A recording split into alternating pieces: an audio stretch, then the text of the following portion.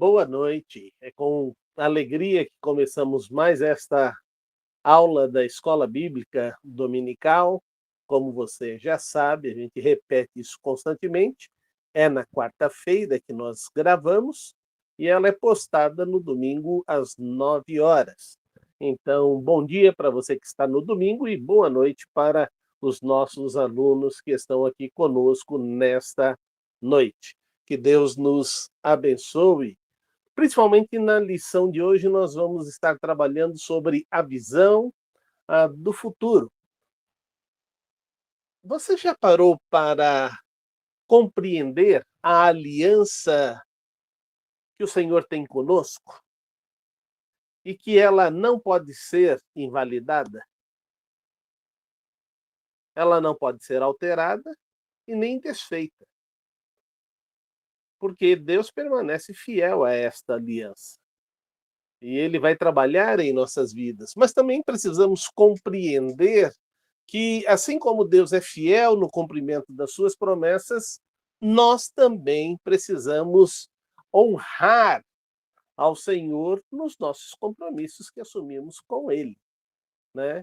Ao terminarmos essa lição, esperamos que você possa fazer uma lista dos seus compromissos com Deus e avaliá-los.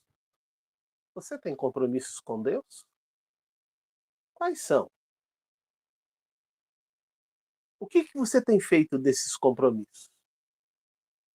O quanto ele ocupa a prioridade na sua vida? A avaliação não é só para dizer está tudo legal, está tudo bem, vamos em frente. Eu acho que a maioria das vezes, quando nós avaliamos essa situação, nós descobrimos que estamos negativamente agindo. E eu espero que você verdadeiramente, então, se coloque diante de Deus, ao avaliar, possa repactuar, ou possa, vamos dizer assim, voltar a viver dependente do pacto já firmado com Deus, e assim o nome dele será engrandecido. Mas também esperamos que você tome uma atitude de ser fiel totalmente ao compromisso já assumido com Deus. Por quê? Porque se você for fiel a esses compromissos, você vai ser muito mais abençoado. Hoje nós vamos ver esta situação sendo colocada por Deus diante dos textos bíblicos que nós vamos estar meditando.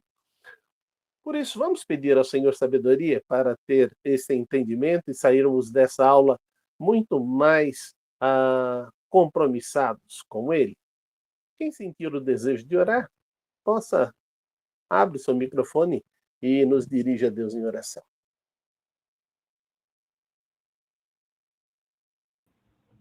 Pai, nós te louvamos por esse tempo na tua presença. Te louvamos, ó Pai, por essa oportunidade de estudar a tua palavra, conhecer mais do Senhor. Pedimos que fale aos nossos corações nesta aula, Pai, e que aquilo que aprendemos do Senhor possamos colocar em prática no nosso dia a dia. Em nome de Jesus. Amém. Amém. Como você sabe, nós estamos estudando os profetas maiores. E ao estarmos estudando os profetas maiores, estamos em Jeremias. E ao estarmos estudando Jeremias, hoje vamos passar pelos capítulos de 31 a 40. É lógico que não vamos citar todos, mas vamos pensar textos desses capítulos de Jeremias. E o texto que foi escolhido para ser o nosso texto áureo está em Jeremias 33, 3. Algo muito conhecido de muitas pessoas, que diz assim: clame a mim, responderei e lhe direi coisas grandiosas, insondáveis, que você não conhece, né? Então, Deus está dizendo, se nós buscarmos a Ele, nós teremos uma grata surpresa de vermos o seu agir em nossas vidas. Mas mais do que isso, vamos conhecer um Deus que responde nossas orações. Vamos conhecer um Deus que fala conosco, Vamos conhecer um Deus que vai em socorro das nossas necessidades. E aí a gente fica surpreso do agir de Deus. Eu estava hoje numa visita, conversando, e então estávamos compartilhando aquilo que Deus fez e aquilo que Deus faz. Ela compartilhou comigo sobre a situação de cirurgia que ela fez, que foram sendo apresentados vários nãos. E ela foi clamando ao Senhor e os nãos foram virando sim. Os nãos foram virando sim. No último instante foi cancelado tudo. E ela disse: Senhor, eu sei que o Senhor está dizendo que eu preciso fazer essa cirurgia. Então, move aí o que precisa mover. Um funcionário que não iria trabalhar, foi trabalhar. E o médico, então, ligou para este funcionário, e esse funcionário reativou a cirurgia e reativou toda a aprovação. Aí a gente fala, puxa vida, como Deus se atenta às menores situações de nossas vidas. E então podemos terminar aquela visita orando e agradecendo, porque ali tinha 3 pessoas que haviam sido submetidas a situações de intervenção cirúrgica, e Deus foi à frente. Então, só ali nós estávamos em 4, sendo que Deus livrou uma pessoa da queda, que era a mais idosa da sala, que ela teve, livrou ela e está colocando ela em pé novamente, e os outros 3 com essas cirurgias agora nesse período, né? A Emilce teve a situação de tratamento dela em janeiro. Mas então os 3 estávamos agora neste mês vendo a mão de Deus agindo em nossas vidas. Então, esse texto diz: clama, clama a mim. E quando nós clamamos, a mão de Deus vem sobre nós, as suas providências vêm sobre nossa vida, e nós realmente podemos engrandecer e glorificar o nome do nosso Deus. Mas também temos que entender que o afastamento desse compromisso com Deus leva à disciplina. E Deus põe a sua mão de uma forma pesada para disciplinar. Vamos ver o que está escrito em Jeremias, no capítulo 39, verso 1. Jeremias 39, verso 1. Foi assim que Jerusalém foi tomada.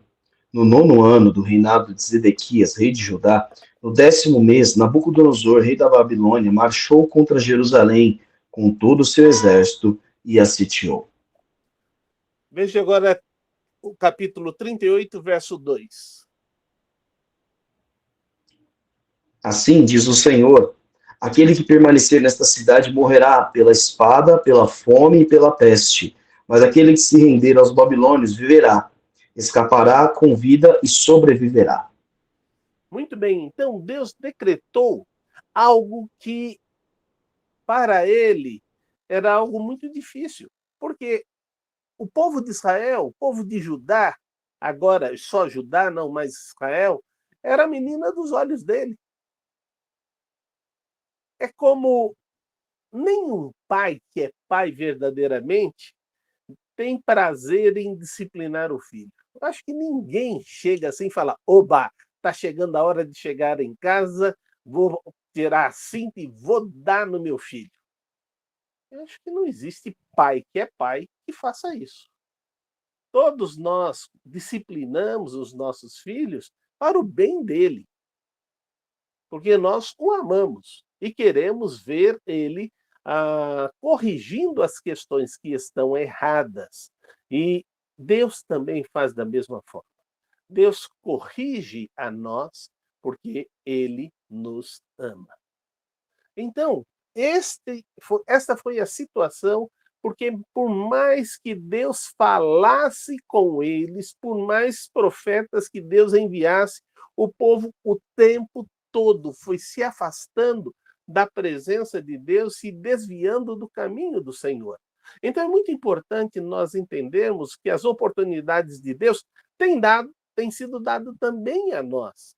Mas será que esta misericórdia que não tem fim também não entrará a justiça de Deus para nos disciplinar? É lógico que sim. E nós precisamos entender que até mesmo no processo da correção, Deus quer pôr a sua mão de misericórdia para nos levantar novamente e nos colocar em pé. E eu queria, então, agora, pensando nesta primeira situação que nós colocamos, sobre você avaliar o seu relacionamento com Deus, você se colocar diante do Senhor para poder ver numa lista de compromisso, na sua cabeça vem facilmente compromissos que você firmou com Deus. E eu não quero que se diga o básico. Eu aceitei Jesus Cristo como Salvador, e a minha vida passou a pertencer a Ele. Tá, isso daí todo mundo que é filho de Deus tem esse compromisso. Mas quero que você traga compromissos específicos que você firmou diante do Senhor. Bom, um dos compromissos que eu firmei diante do Senhor, e é primeiro uma promessa diante de Deus, é o meu casamento. Então, eu prometi à minha esposa a amá-la, a ser fiel a ela, a cuidar dela, e aí em todas as situações que a gente coloca, né, na saúde, na doença, na riqueza, na pobreza, e várias outras situações, mas esse voto eu fiz diante de Deus, então esse compromisso é primeiro com Cristo, antes de ser com a minha esposa. Além disso, também tem o meu chamado ao ministério, e eu me comprometi a dizer sim a este chamado, e também me comprometi a permanecer obedecendo ao Senhor por onde Ele enviar a mim e enviar a minha família, né? Então, aí são dois compromissos específicos da minha vida que eu fiz com Deus. Uhum. Mais alguém?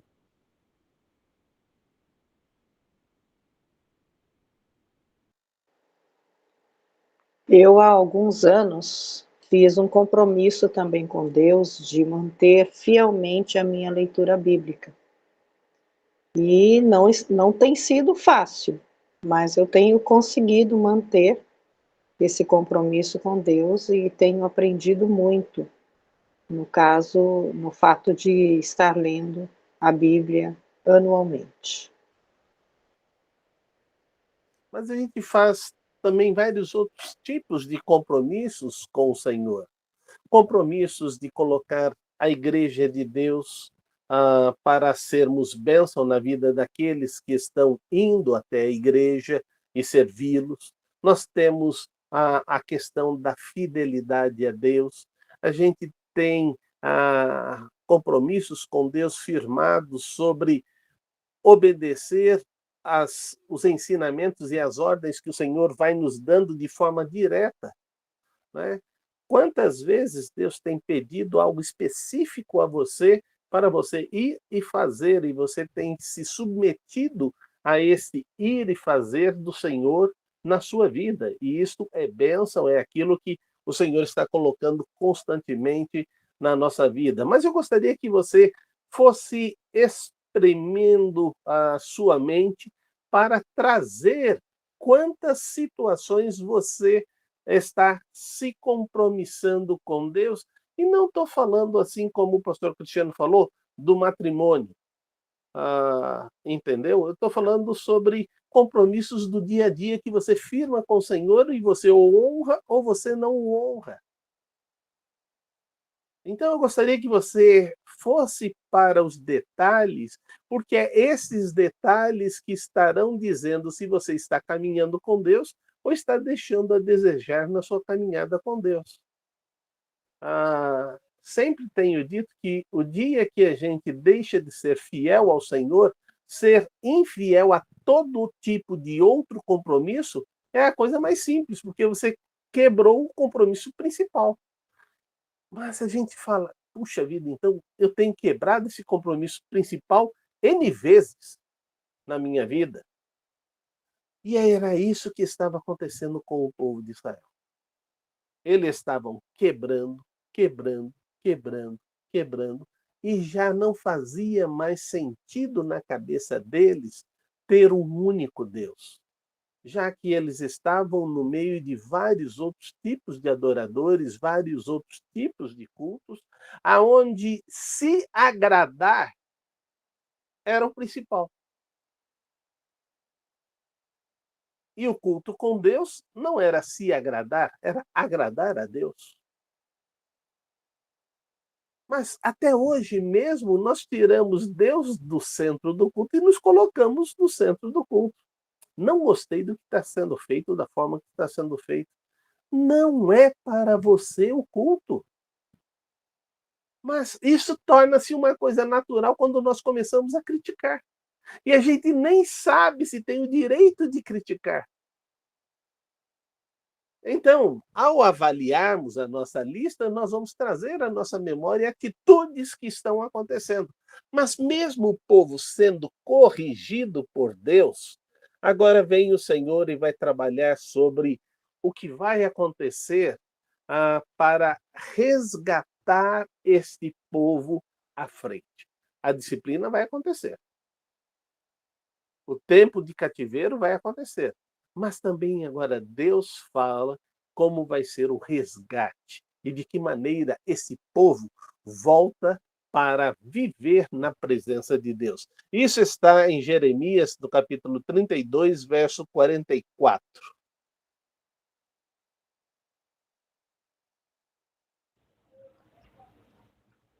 Propriedades serão compradas por prata e escrituras serão assinadas, seladas diante de testemunhos do território de Benjamim.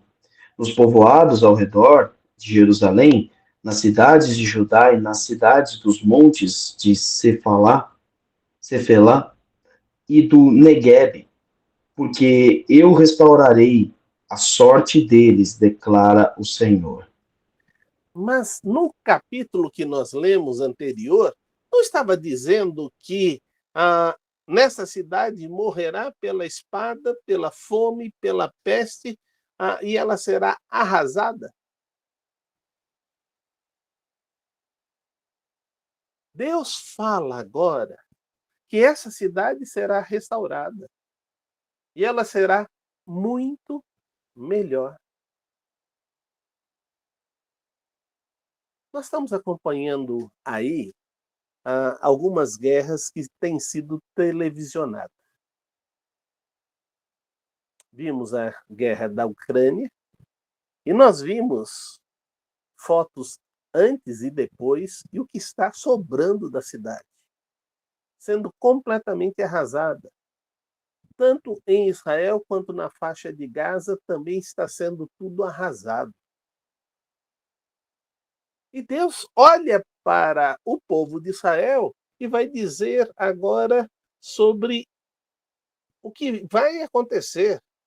Eu restaurarei a sorte deles, declara o Senhor.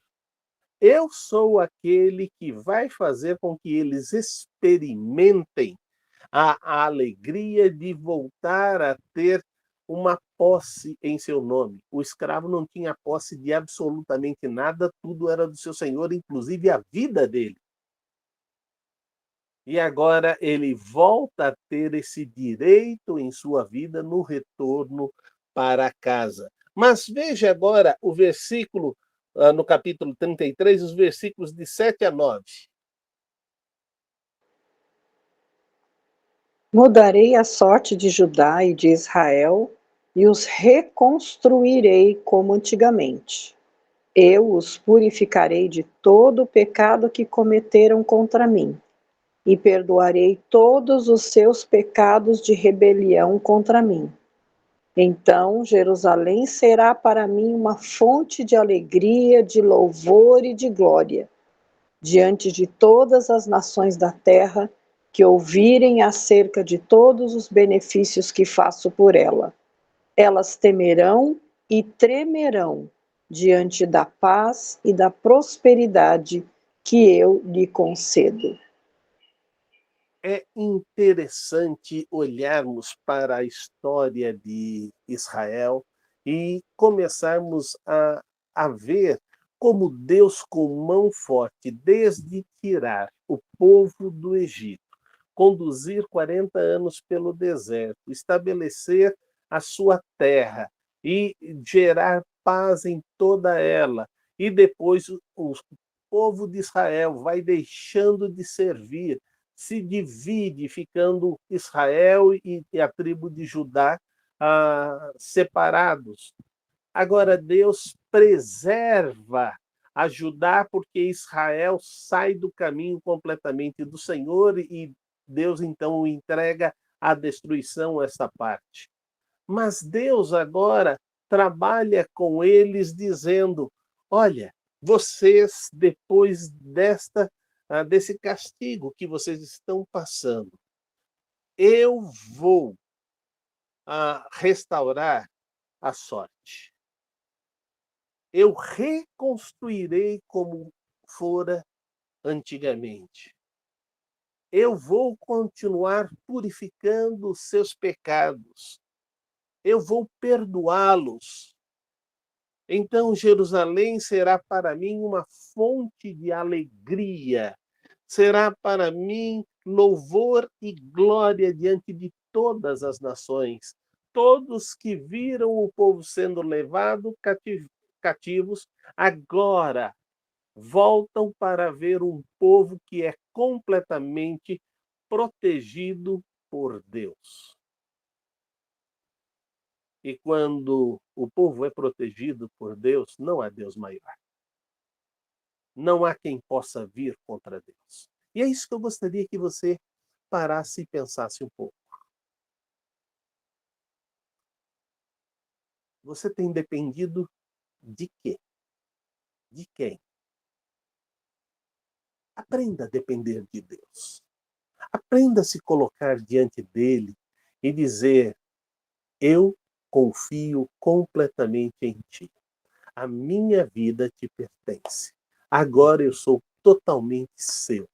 Se você se declara como servo do Senhor, a promessa do Senhor é cuidar de você o tempo todo e estar com você, atendendo tudo aquilo que você precisa, segundo a vontade de Deus, não segundo a sua vontade, mas segundo a vontade dele, ele vai fazer acontecer. Ele vai fazer as coisas se voltarem, como eu estava dizendo hoje sobre a visita.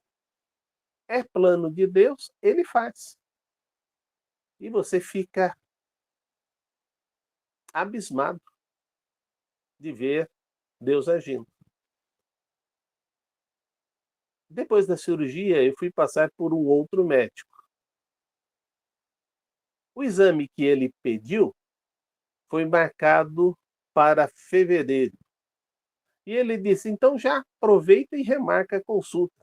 A primeira consulta que ele tem é dia 11/3 de 24. Então, para voltar a passar com ele, só no mês de março. Eu falei: doutor, o senhor tem certeza que o senhor vai estar vivo? Porque está tão longe essa consulta. Aí ele falou: por que você não perguntou se você vai estar vivo? Ah, doutor, é mais fácil perguntar ao senhor. Então, a gente tem que entender que Deus muda as coisas quando é necessário. E ele vai à frente aplanando todos os caminhos que estão como vales ou montanhas. Ele é a terra. E aí você passa por caminhos planos. Mas veja o que ainda Deus continua dizendo que vai fazer com o povo de Israel. E isso está no capítulo 32, verso 37.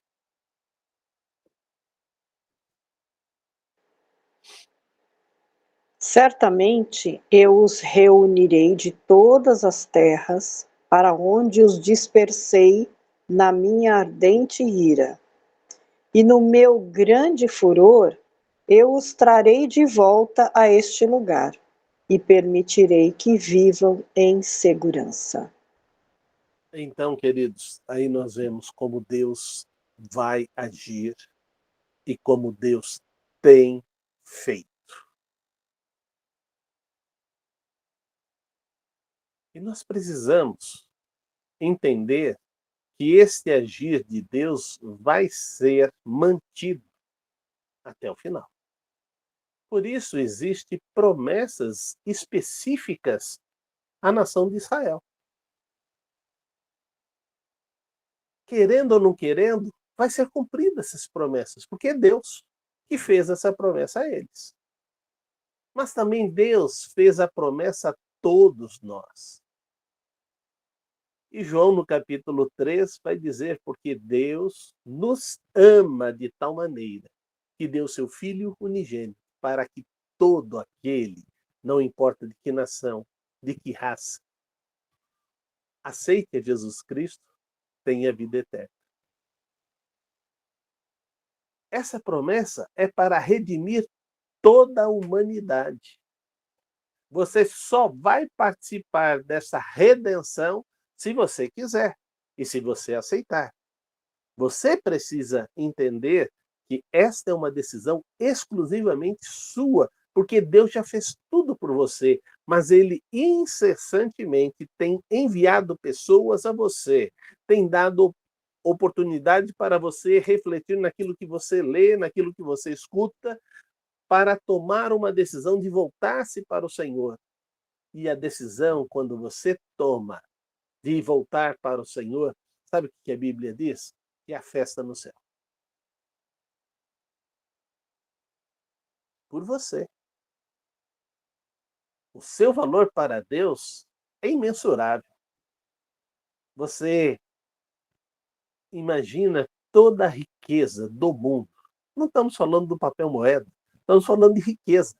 Tudo que você pensa que foi dado valor, Deus está falando sobre essas coisas que foi dado valor. E ele diz: se oferecessem tudo isso só por você, eu desprezaria, porque você vale muito mais. Então pense nisto, o valor que Deus dá por você. E qual é o valor que você tem dado a Deus? Avalie a sua maneira de viver. Algumas pessoas estão tendo religião na sua vida. A religião é para religar o homem a Deus. Mas só a religião, ela não funciona para trazer tudo aquilo que Deus quer proporcionar. A religião faz muito sentido na vida daquele que já teve o encontro com Deus.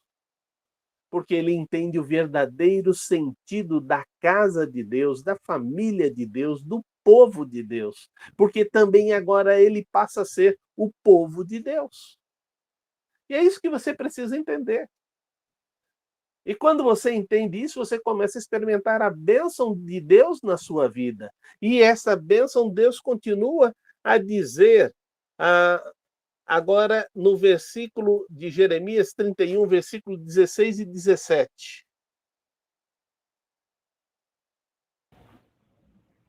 Assim diz o Senhor: contém o seu choro e suas lágrimas, pois o seu sofrimento será recompensado, declara o Senhor. Eles voltarão da terra do inimigo, por isso há esperança para o seu futuro, declara o Senhor. Seus filhos voltarão para a sua pátria. Há esperança, diz o Senhor. Ele muda a sua sorte. Ele muda a circunstância que você está vivendo. Várias pessoas têm testemunhado na internet, no WhatsApp.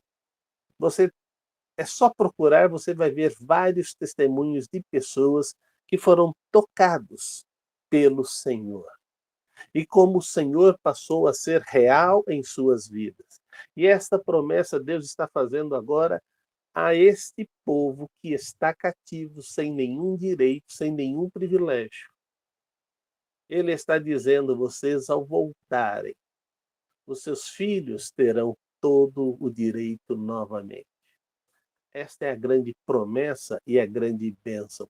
E então agora Deus estabelece uma aliança eterna. E isso está nos versículos do capítulo 33, versículo 20 e 21. Jeremias 33, verso 20 e 21.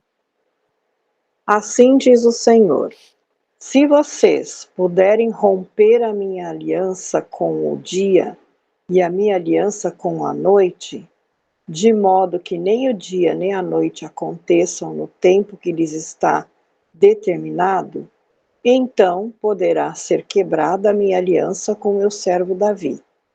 E neste caso, ele não mais terá um descendente que reine no seu trono.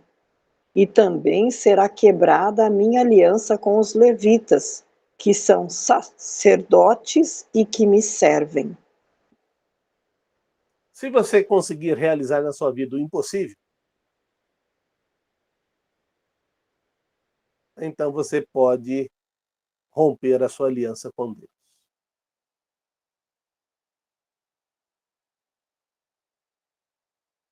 E nós não estamos falando de missão impossível. Aquilo lá, se foi realizado, é porque é possível. Só era mais difícil. Nós estamos falando de algo impossível. E nós não estamos falando só para você. Eu vou entrar numa caverna, não vou ver nem mais o dia, nem a noite. Eu rompi o dia e a noite. Não, ele não está falando isso. Ele está falando sobre toda a humanidade. É você simultaneamente fazer ser noite no Japão e no Brasil. É você fazer o sol bater em todos os lados do nosso planeta.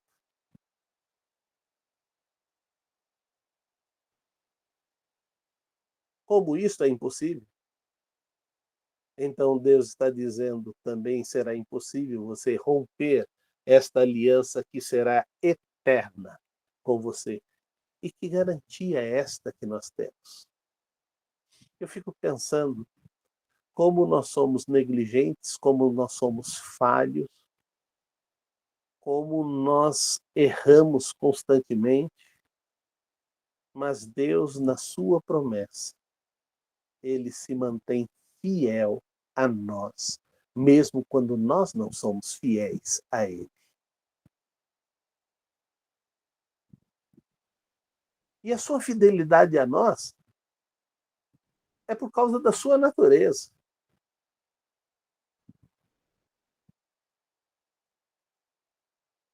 Então, por que não ter um relacionamento com esse Deus?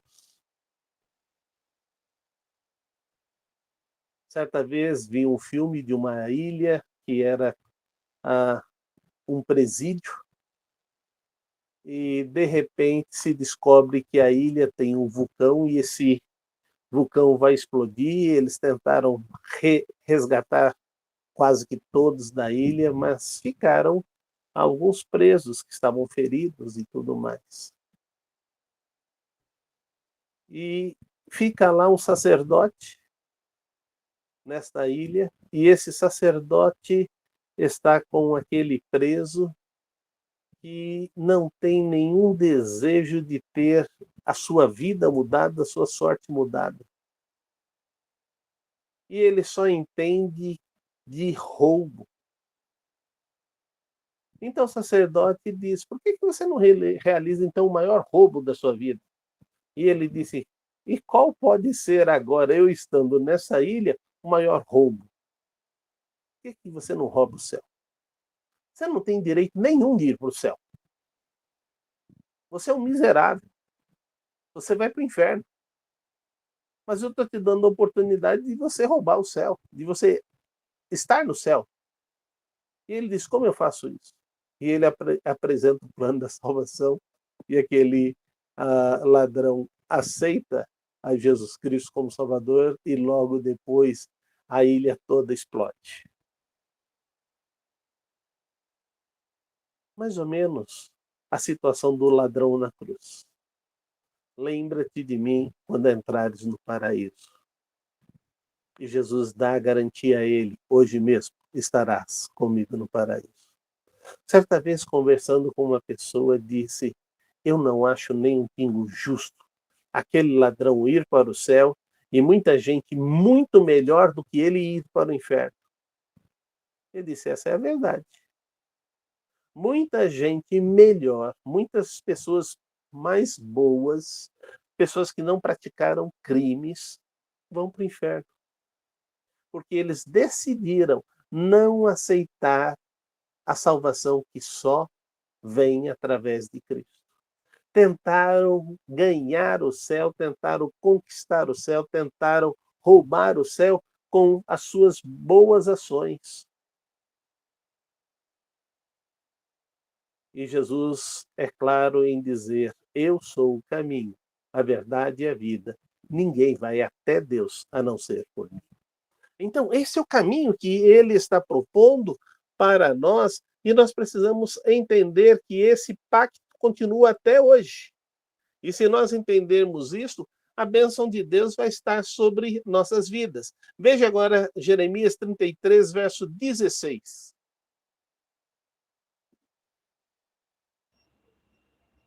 Naqueles dias, Judá será salva e Jerusalém viverá em segurança, e este é o nome pelo qual ela será chamada. O Senhor é a nossa justiça. Como é abençoadora saber que toda justificação da nossa vida não vem pelos nossos méritos, mas foi pelo preço que Cristo pagou na cruz. E ali ele está dizendo que a nação inteira será justificada por Deus. Deus não está olhando nosso mérito. Deus não está olhando a nossa condição.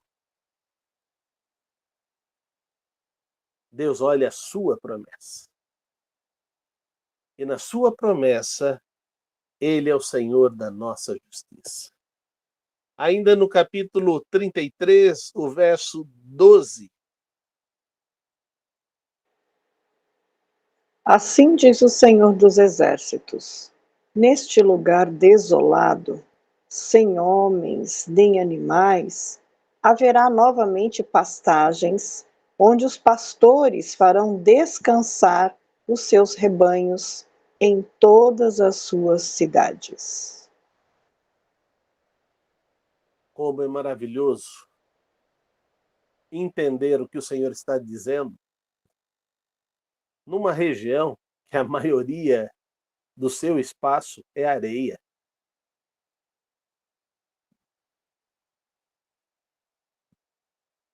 Nós temos o cerrado no Brasil, mas no cerrado tem vegetação. Lá, boa parte que tem, não tem vegetação. Mas Deus está dizendo o seguinte, eu sou o Senhor que criou tudo. E aonde eu digo que está desolado, vai voltar a ter, vai voltar a ter. Porque eu sou Deus. E isso vai acontecer. E aí ele vai dizer algo muito importante no capítulo 31, como será agora esta instrução que Deus vai passar ao seu povo. Isso está em Jeremias 31, verso 34.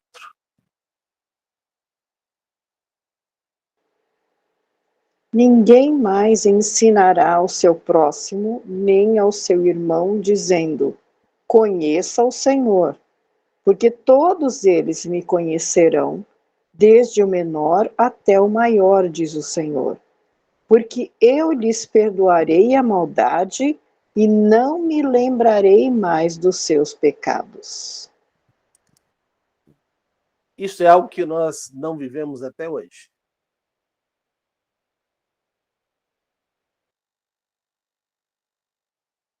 A experiência que Deus está falando, nós estamos aqui nesta live ensinando a palavra de Deus, colocando diante de você a instrução. Mas você já parou para pensar se todos nós tivéssemos esse relacionamento com Deus e que a nossa instrução seria da palavra de Deus, guiada pelo Espírito Santo, nos dando toda a direção que precisamos estar seguindo em nossa vida? Que bênção seria isso?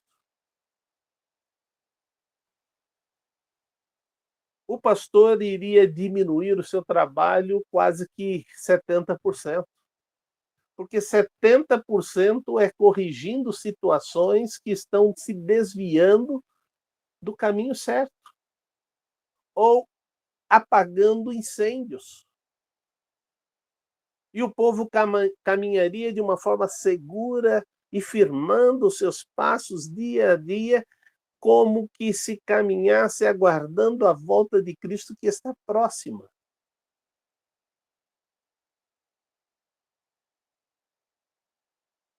Quando nós ministramos na escola bíblica dominical, e eu tenho dito que para mim é o momento mais feliz da minha vida,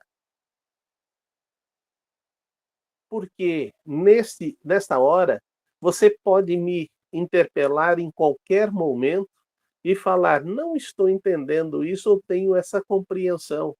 E nós vamos checar a palavra de Deus e vamos sair com a mesma compreensão do ensinamento da Bíblia.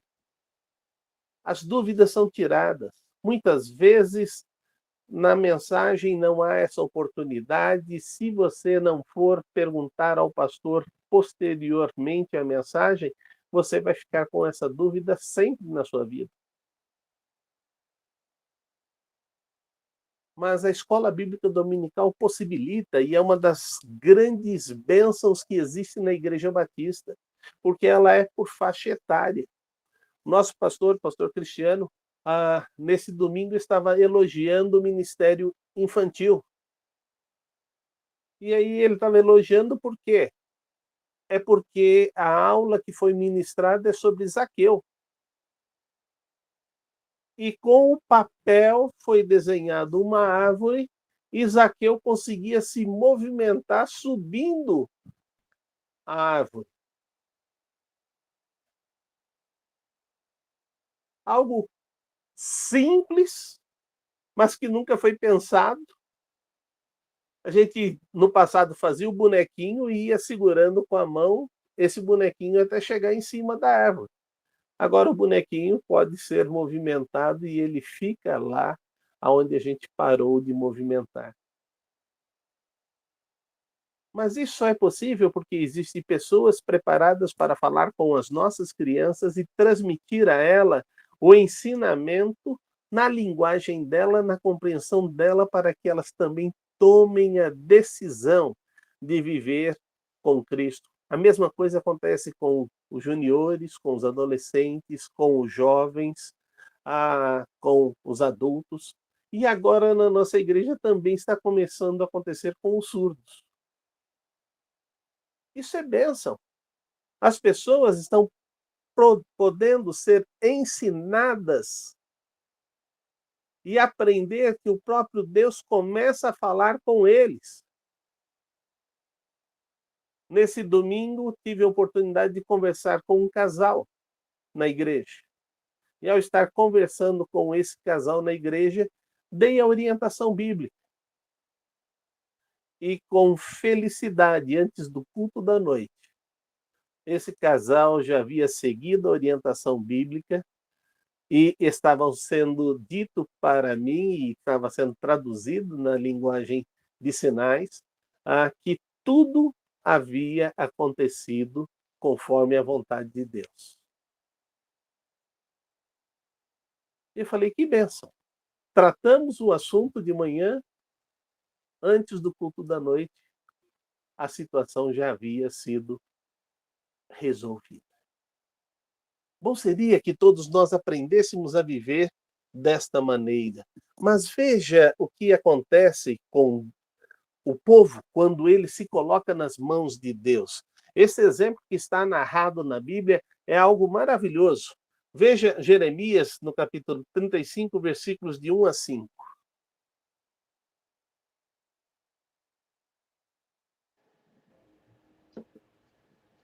Durante o reinado de Jeoaquim, filho de Josias, rei de Judá, o Senhor dirigiu esta palavra a Jeremias: Vá à comunidade dos Recabitas e convide-os a virem a uma das salas do templo do Senhor e ofereça-lhes vinho para beber. Então busquei Jazanias, filho de Jeremias, filho de Abazinias, seus irmãos e todos os seus filhos e toda a comunidade dos Recabitas. Eu os levei ao templo do Senhor, à sala dos filhos de Anã, filho de Gigdalias, homem de Deus. A sala ficava ao lado da sala dos líderes e debaixo da sala de Maazéias, filho de Salum, o porteiro. Então coloquei vasilhas cheias de vinho e alguns copos diante dos membros da comunidade dos Recabitas e lhes pedi que bebessem. Os recabista, Recabitas.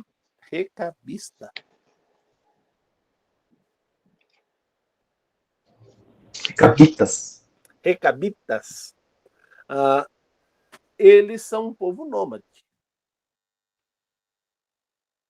Mas, a despeito deles terem todo esse elogio, destaque, convite, afinal, eles estão sendo convidados para vir à casa de Deus e vão ser homenageados na casa de Deus.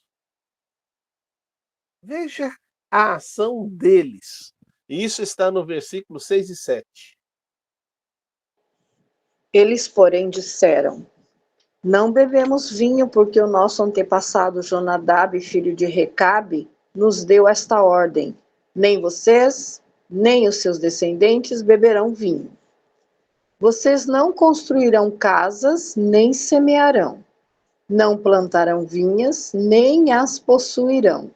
Mas vocês sempre habitarão em tendas. Assim, vocês viverão por muito tempo na terra na qual são nômades. Por causa de algo dito aos seus antepassados e voto que eles fizeram diante de Deus, nem diante de uma homenagem, eles quebraram esse voto. Certa vez tive um gerente como membro, gerente de banco, como membro da igreja. E aí ele chegou para mim e disse: Pastor, o senhor sabe que a gente tem que ter algumas ações que são da sociedade e a gente tem que fazer. Eu gostaria de saber, eu bebo socialmente. E posso participar da igreja? Não posso? Eu falei: Deus vai tratar disso com você pessoalmente. E aí, certa vez, ele me convidou para ir numa festa do banco na cidade. E aí eu fui. E quando eu estava nessa festa, passou champanhe sendo servido, e eu cheguei para ele: Você tem Guaraná champanhe? Ele disse: Temos sim. E ele foi lá e trouxe um copo de Guaraná para mim. Aquele membro da igreja ficou meio desconcertado, né? Daqui a pouco chega o diretor do banco e o diretor do banco olha para o meu copo e ele disse: Parece que nessa festa só nós dois estamos bebendo Guaraná, né? O restante está tudo enchendo a cara de bebida alcoólica. Aí o membro da minha igreja disse: O senhor não bebe? Não, eu sou filho de Deus. Como o seu pastor também é filho de Deus. Ele também não bebe. Eu não sabia que você era filho de Deus. Como que você não sabia? Quantas vezes eu dei o testemunho nas reuniões que eu sou filho de Deus e que o meu compromisso de vida é com Deus. Mas eu pensei, se nós não tivéssemos uma vida social, a gente nunca iria subir. Interessante. eu estava numa festa com a família proprietária do banco. E todo mundo se embriagou. E ele, então, me chamou para conversar. E ele disse: eu estou te colocando como um dos diretores do banco agora, porque todos os demais estão bêbados. Eles não são de confiança. Eles não sabem controlar a sua bebida.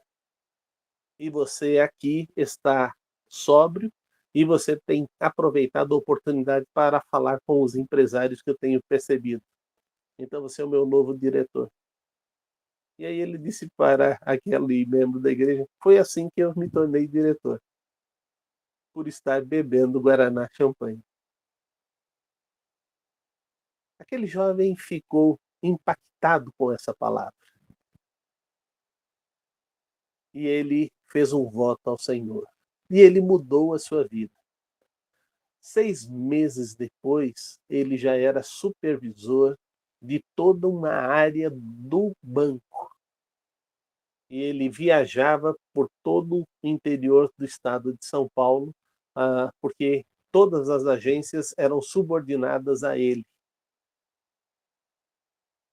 E numa das viagens, uma explosão de uma mina, voou uma pedra e veio na direção do seu carro, que atingiu o seu carro e atingiu a ele, e ele veio falecer.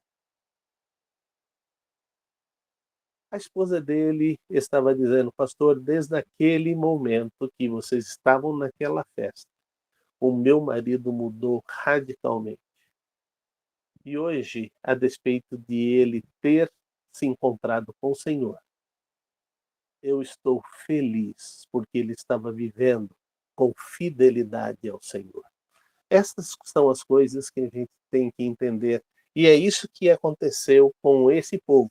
Veja agora no versículo 19 do capítulo 35, o que o Senhor vai dizer sobre estes que estavam servindo ao Senhor com fidelidade.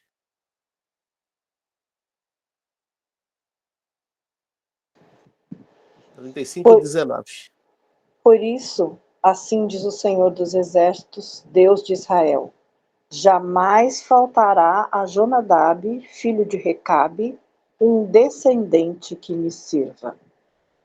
Jamais, pela fidelidade de Jonadab, que instruiu os seus descendentes a viverem com fidelidade no voto a Deus, faltará descendente.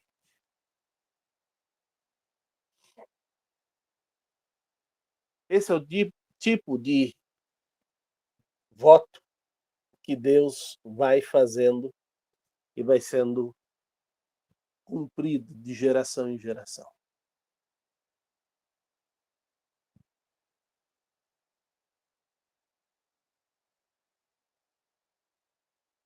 Muitas vezes, pessoas têm conversado comigo e têm dito: pastor, o senhor se sente abençoado? E eu tenho dito: eu sou abençoado.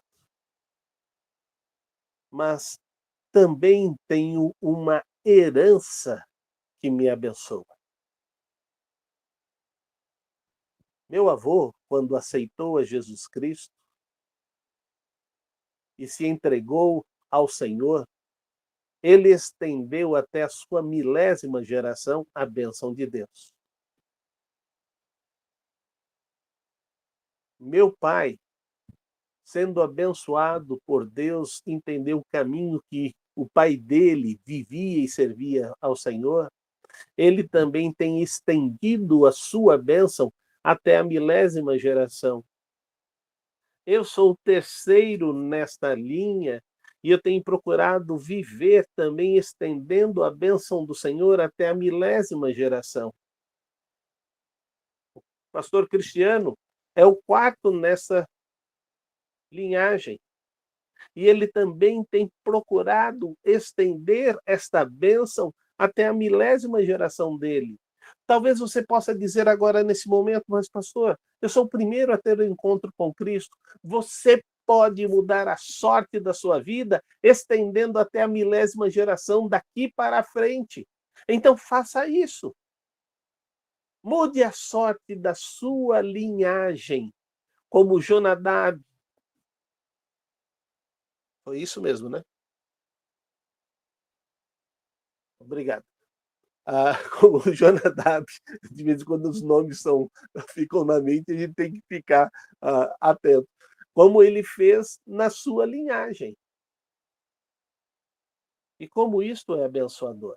Por isso eu quero lhe convidar a se tornar essa pessoa que faz a diferença. Jeremias, estando sempre ouvindo a voz de Deus, e agora nesse período do cativeiro, veja o que acontece ali na Babilônia. Isso está no capítulo 37, verso 13. Mas quando chegou à porta de Benjamim, o capitão da guarda, cujo nome era Gerias, filho de Selemias, filho de Hananias, o prendeu e disse: Você está desertando para o lado dos babilônios. Por que ele foi preso? Ele foi preso porque Deus mandou ele reescrever o livro. A função do profeta é ser boca de Deus. Não ser cabeça de Deus, não falar o que ele acha que deve falar, mas é ser boca de Deus. Deus coloca as palavras que ele deve dizer e ele vai e diz.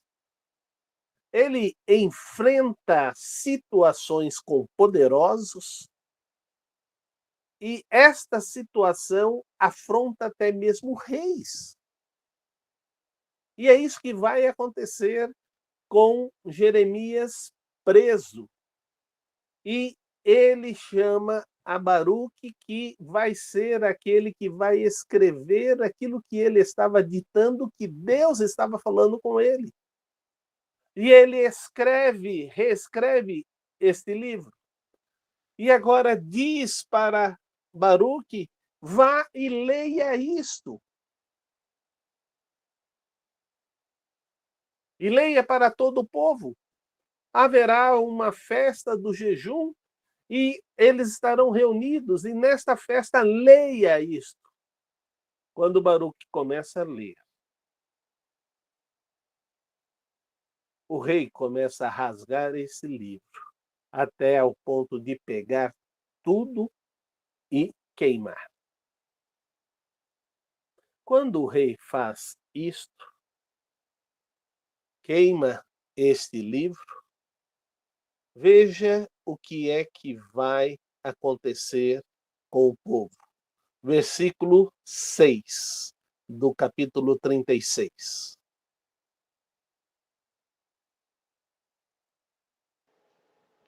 Por isso, vá ao templo do Senhor no dia do jejum e leia ao povo as palavras do Senhor que eu ditei, as quais você escreveu.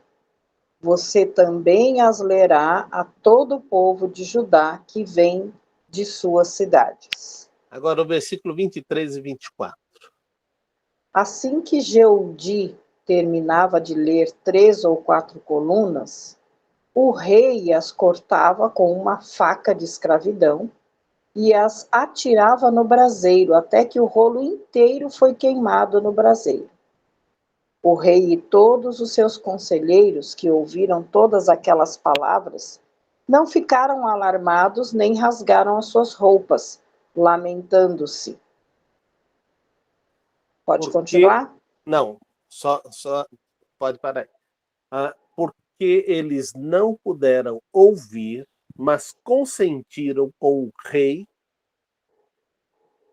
Agora vai acontecer a condenação da parte de Deus. E isso está agora no versículo 30 e 31 do capítulo 36.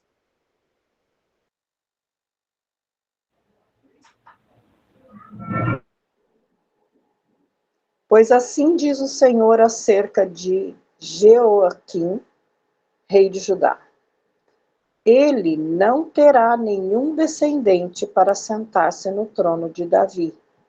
Seu corpo será lançado fora e exposto ao calor de dia e à geada de noite. Eu castigarei a ele, aos seus filhos e aos seus conselheiros, por causa dos seus pecados.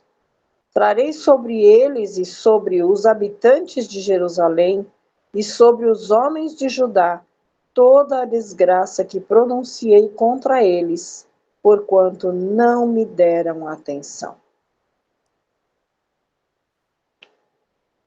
Quando a palavra de Deus é colocada, é necessário que nós possamos entender que é Deus falando conosco.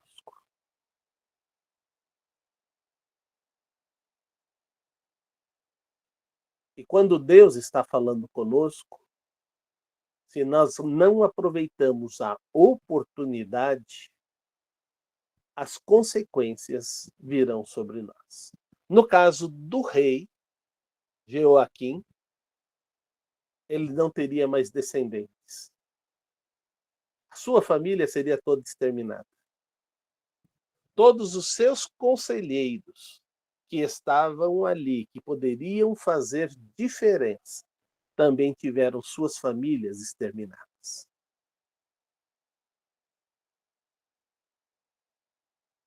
Há um texto da Palavra de Deus que o pastor Cristiano, se encontrar, pode dar a referência.